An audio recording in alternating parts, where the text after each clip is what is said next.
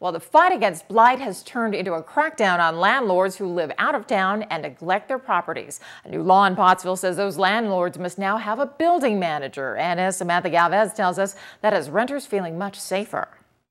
Definitely much more secure. Alicia Wasson-Arejo is used to dealing with housing issues all her life. He would have to call long distance to get someone to come do something, or he'd have to send the one maintenance guy he did have, and it would take him 2 to 3 days to be able to get here. But now she doesn't have to worry about not having someone around when something needs fixed ASAP.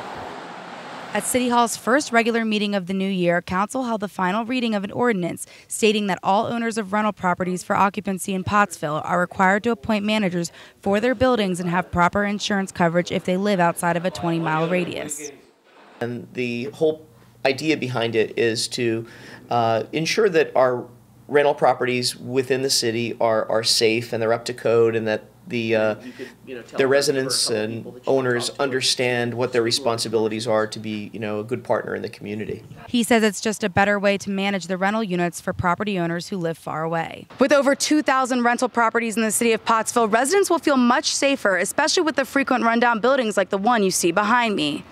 It's nice because it'll be good for residents in the area. There's a lot of rental properties here, so if something happens, it's good that they're in safe hands.